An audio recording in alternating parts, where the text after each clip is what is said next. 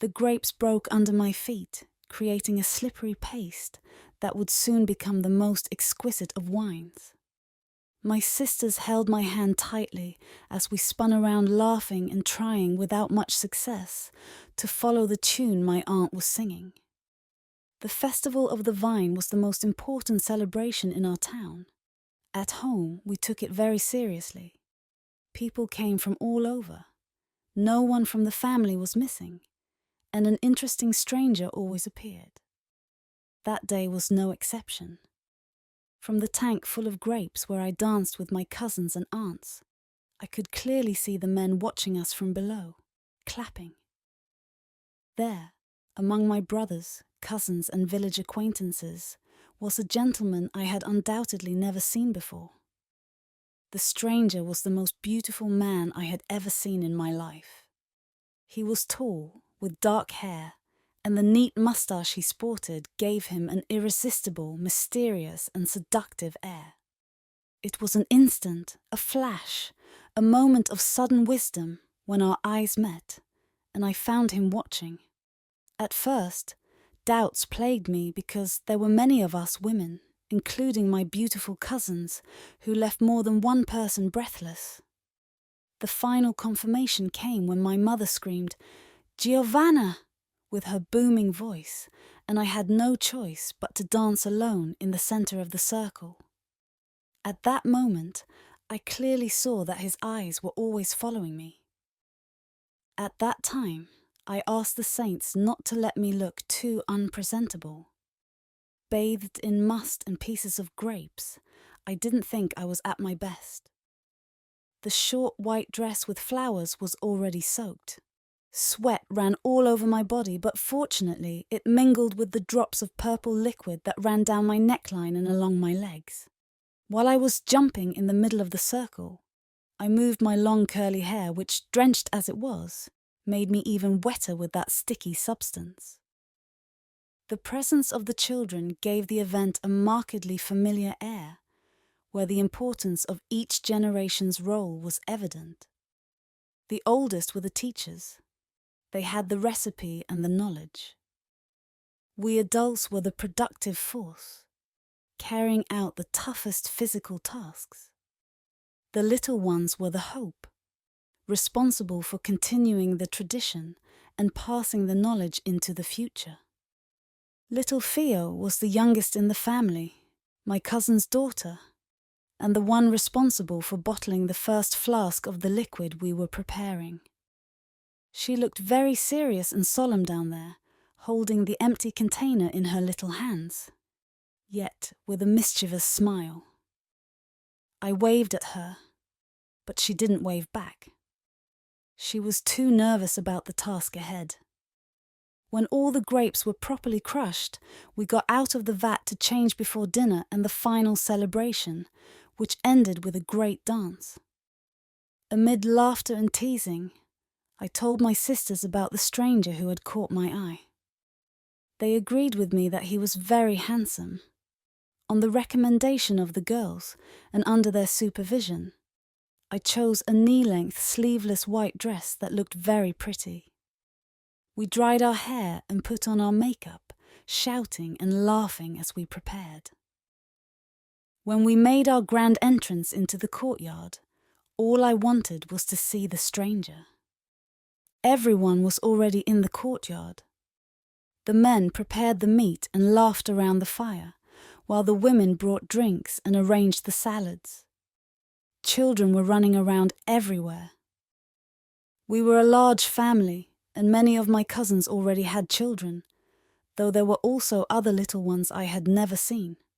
The first bottle-filling ceremony took place when we were all present, and Theo did great.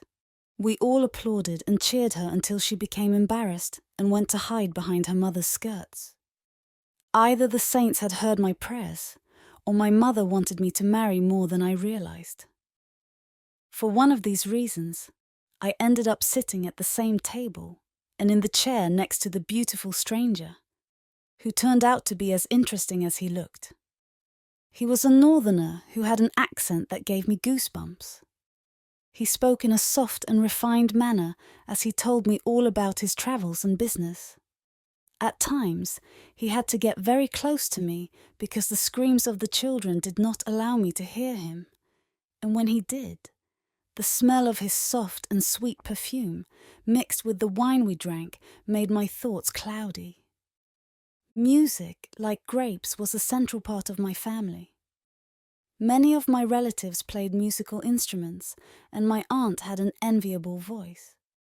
So, after filling up on meat and desserts, we all headed out to the dance floor.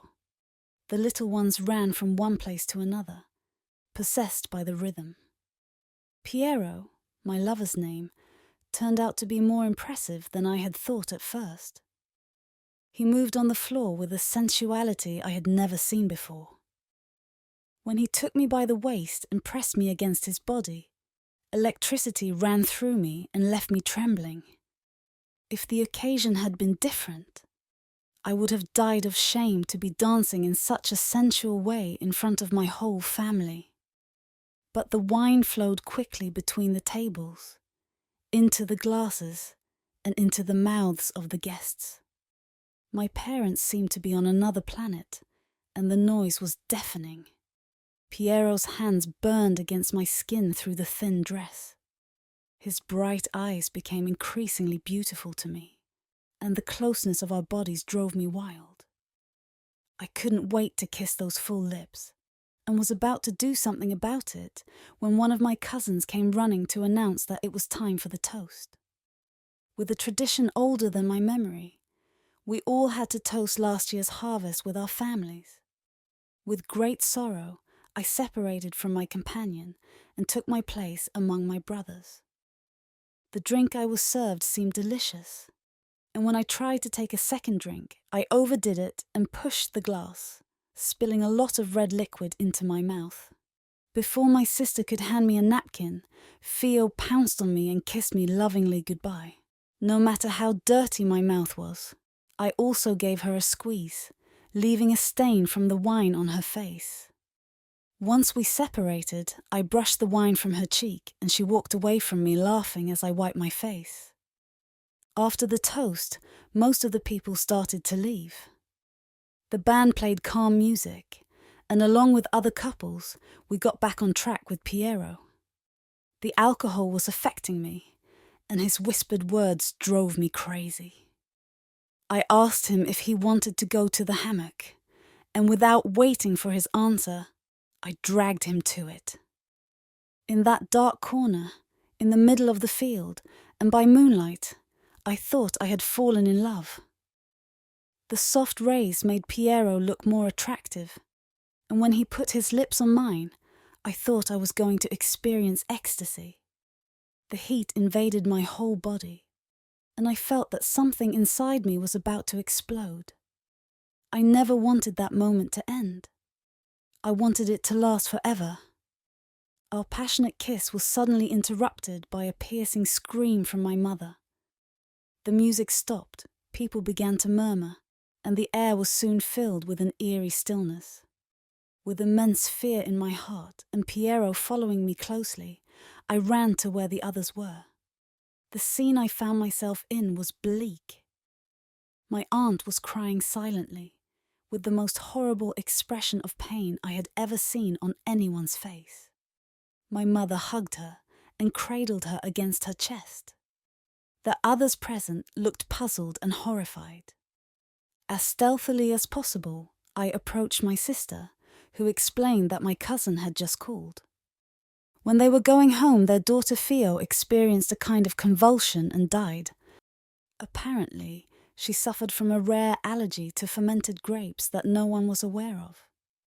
It was clear that the girl had not consumed wine, but at a party like this one, it was likely she would come into contact with a bit of this liquid. It was more than likely. This was a terrible accident.